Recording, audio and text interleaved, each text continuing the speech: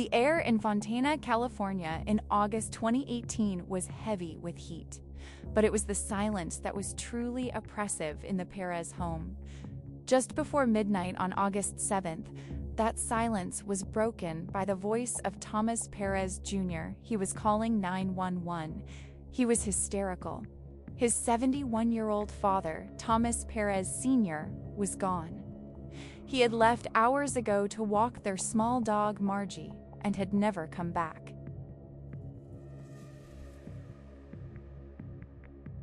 To the initial responding officers, Thomas Jr. appeared distraught, the picture of a worried son. He paced, he rambled, he couldn't sit still. He told them about his father's routine, how he would never just disappear, especially not without his cell phone, which was still sitting on the kitchen counter. But experience teaches investigators that the most frantic individuals often have the most to hide. To the female, she's sitting in the dining area. Female Hawaiian or simple 140, 5'5", medium build, wearing a...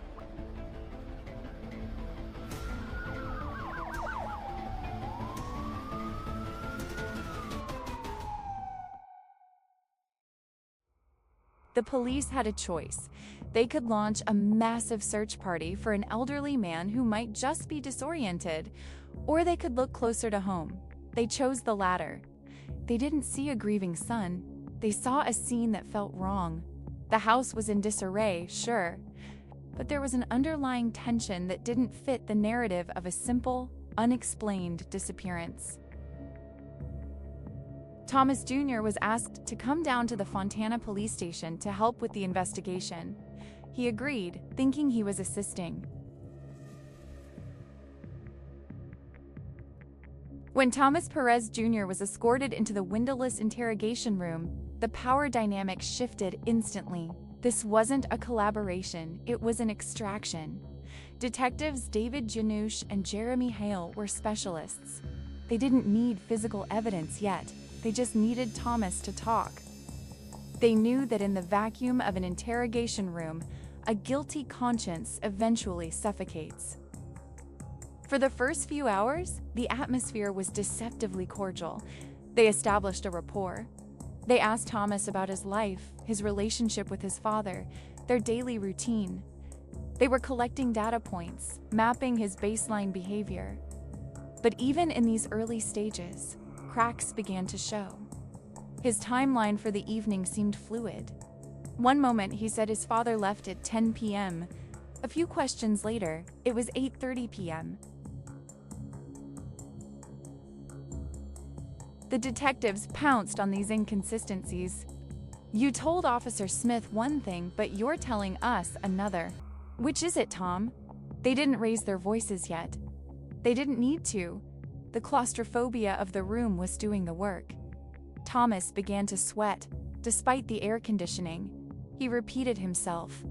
He was trapped, not by physical force, but by the contradictions of his own words. This is where the detectives knew they had him. The innocent son narrative was dissolving, replaced by the profile of a man struggling to maintain a cover story. Every "I don't recall" or "wait, let me think" was a victory for the investigators. They were building a cage, and Thomas was building it with them. Hours 4 through 10 are where the true psychological warfare began. Rapport was replaced by confrontation. The detectives deployed the controversial Reed Technica method designed to move a suspect from denial to admission. They told Thomas flat out that they knew he killed his father. They didn't present this as a theory. They presented it as a fact. They were simply trying to document. "Tom, we already know what happened. We just need to know why." This approach creates a profound cognitive dissonance. When authority figures you trust to know the truth tell you that your reality is wrong, your mind fractures. Thomas's denials became weaker. He pleaded, I didn't. I loved him." But the detectives were relentless. They used a tactic called minimization, offering him an out. "Did you do it on purpose, or was it an accident? Did he push you? Did you just snap?" They gave him permission to admit the crime by suggesting it wasn't premeditated. We often think of memory as a concrete record of events, but criminal psychology tells us it is highly malleable. Sleep deprivation, extreme stress, and relentless suggestion can overwrite what we know. The detectives used this. They told Thomas they had arson investigators and crime scene techs, working the case claims later proven to be fabrications. They told him his father was dead on a slab at the morgue. Under this onslaught, Thomas's own memory began to seem suspect. He wasn't just lying to them. He was starting to doubt himself. This is the dark magic of the interrogation room. Perhaps the most disturbing and brilliant tactical move came around hour 12. The detectives knew that the strongest leverage is emotional. Thomas's only connection to his father now was the family dog, Margie. They decided to bring Margie into the interrogation room. This was not a moment of compassion. It was the psychological turning point. "Your dog is here, Tom," Detective Hale said. They allowed the small dog to sit in his lap for a moment. It was a brief reprieve from the pressure. But as soon as he bonded with her, they used her against him. "Look at her, Tom. Look how sad she is. She knows. Your dog saw everything. She witnessed you kill your father, and she is traumatized by what you did." This statement is absurd on its face, but to a sleep-deprived, shattered man, it was devastating. They were weaponizing his affection. He was already losing his grip on reality, and now they were telling him his dog, his only friend, was testifying against him. This was the moment his spirit broke. He couldn't lie to the dog. He couldn't maintain the fiction if the only other witness, even an animal, had been recruited by the authorities.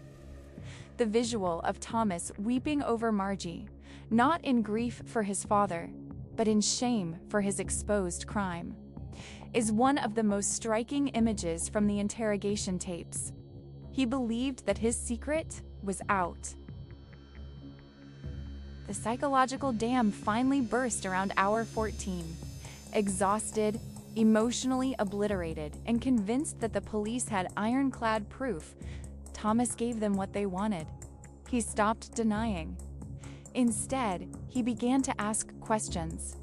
"Wait, did I really do that?" This is the terrifying threshold of a false confession. The detectives eagerly supplied him with the facts. "Yes, you did, Tom. Now, how did you do it? With a knife?" Thomas began to construct a narrative based entirely on the detective's suggestions. He spoke in the hypothetical, "I guess if you say so, then maybe I stabbed him?" The detectives guided him like an artist guiding a blind man's brush. They refined his story. They gave him the weapon. They gave him the motive. What resulted was not a reflection of memory, but a reflection of the interrogation tactics. He detailed a struggle. He described a weapon. He spoke about disposing of the body. He gave them everything.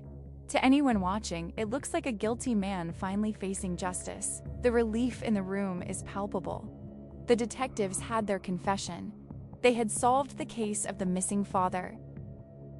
Thomas Perez Jr., the man who couldn't remember, had finally admitted that he was a murderer. The confession was on tape. It was signed. The case, it seemed, was closed.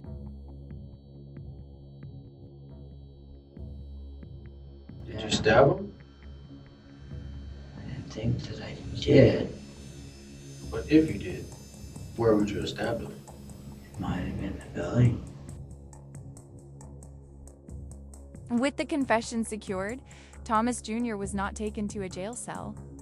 Based on his erratic behavior and intense suicidal distress, traumatized by the belief that he had murdered his own father, he was instead placed on a 72-hour psychiatric hold. The detectives went back to processing their massive win. The paperwork was ready. The search was over. But while Thomas was being admitted to the psychiatric unit, a phone call came into the station. The call was from an officer at Los Angeles International Airport, LOX. A routine check on a disoriented elderly man had flagged him in the missing persons database. Thomas Perez Sr. was not in a morgue. He was not in a shallow grave. He was at the airport. He had simply wandered off, taking Margie for that walk, and had become disoriented. He had eventually found his way to LAX, completely forgetting his phone and his original destination. He was safe, confused, and alive. The entire 17-hour interrogation, the broken spirit, the weaponization of the dog, the confession, it was all based on a crime that never happened. The Fontana police had tortured a son into confessing to the murder of a father who was currently waiting for a flight. Thomas Perez Jr. was the kill of nothing. The fallout was immediate and scathing. Thomas Jr. was released, his confession nullified by reality. The trauma, however, was permanent. How do you recover from believing you are a parasite for 17 straight hours? Thomas Perez Jr. filed a federal lawsuit, and the details of the interrogation became a matter of public record. A federal judge did not mingle words, describing the detective's tactics not as an interrogation, but as psychological torture and unconstitutional. The tactics used fabricating evidence. Using the dog as a psychological weapon were so egregious that in 2024, the city of Fontana settled the case for nearly $900,000. It was a massive financial blow, but it couldn't erase the memory of those 17 hours. This case serves as the ultimate, chilling example of the power of psychological coercion. It proves that the human mind, when pushed far enough, will create its own reality just to survive the pressure. The Perez case is a warning to us all. The system that is designed to find the truth has, at its disposal, the tools to manufacture a lie. Somewhere at CrimeLog, we look for justice, but sometimes we just find victims on both sides of the mirror. Thomas Perez Jr. spent 17 hours in a room that changed his life forever. Do you think the legal system provides enough protection against false confessions? Let's discuss it in the comments below. I'll see you in the next case.